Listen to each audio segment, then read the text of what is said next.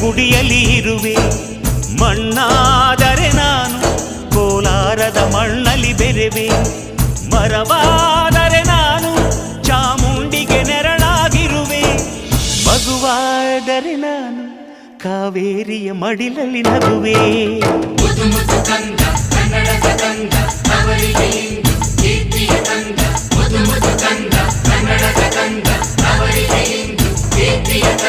ಕಲ್ಲಾದರೆ ನಾನು ಬೇಲೂರಿನ ಗುಡಿಯಲ್ಲಿ ಇರುವೆ. ಮಣ್ಣಾದರೆ ನಾನು ಕೋಲಾರದ ಮಣ್ಣಲ್ಲಿ ಬೆರೆವೆ.